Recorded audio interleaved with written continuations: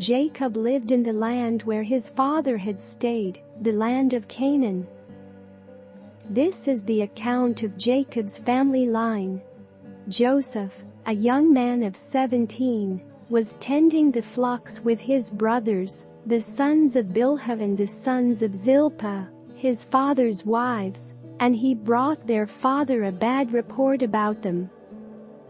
Now Israel loved Joseph more than any of his other sons, because he had been born to him in his old age, and he made an ornate robe for him.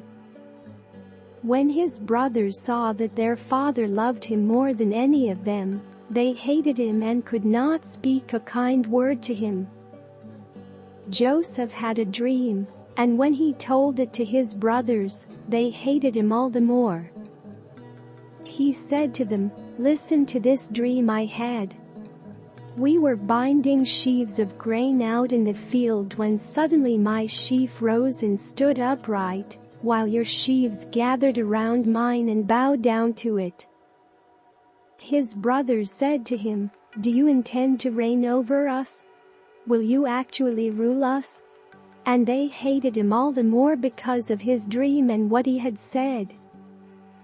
Then he had another dream, and he told it to his brothers.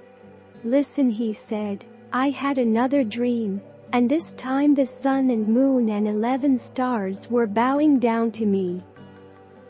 When he told his father as well as his brothers, his father rebuked him and said, "What is this dream you had? Will your mother and I and your brothers actually come and bow down to the ground before you?" His brothers were jealous of him, but his father kept the matter in mind. Now his brothers had gone to graze their father's flocks near Shechem.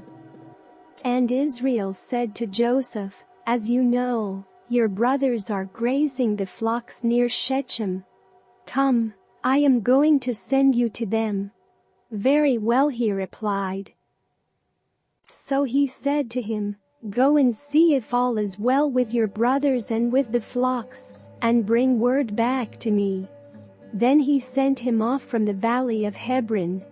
When Joseph arrived at Shechem, a man found him wandering around in the fields and asked him, "What are you looking for?"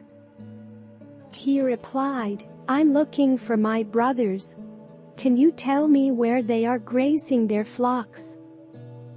"They have moved on from here," the man answered. "I heard them say, 'Let's go to Dothan.'" So Joseph went after his brothers and found them near Dothan.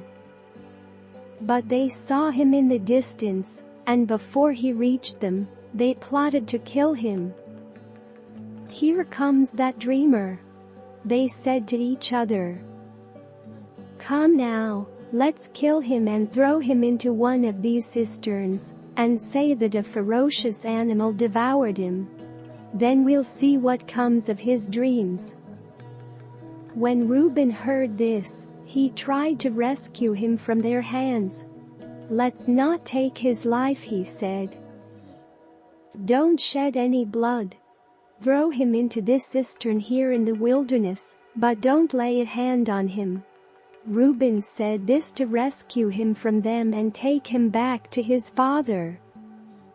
So when Joseph came to his brothers, they stripped him of his robe, the ornate robe he was wearing. And they took him and threw him into the cistern. The cistern was empty, there was no water in it. As they sat down to eat their meal, they looked up and saw a caravan of Ishmaelites coming from Gilead.